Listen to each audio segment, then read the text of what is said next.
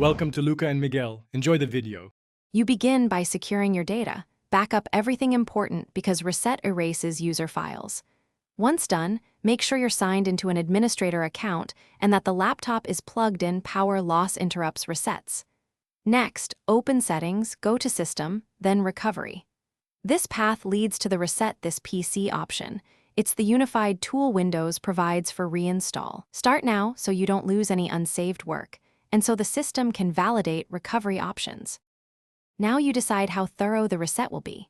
Choose Keep My Files if you want apps removed but personal data preserved, or Remove Everything for a clean start.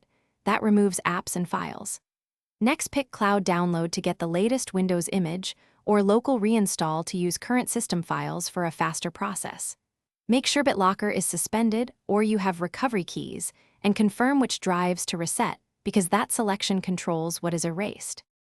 You're at the finish line. Review the summary screen, then click Reset and let Windows do the work. The laptop restarts several times. This is normal, so be patient. Once it completes, follow the out-of-box setup, reinstall apps, run Windows Update, and verify drivers.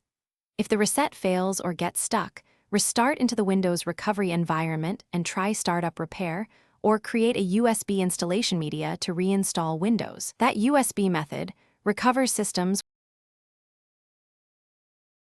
Thanks for watching and please subscribe. It's the best investment you'll ever make.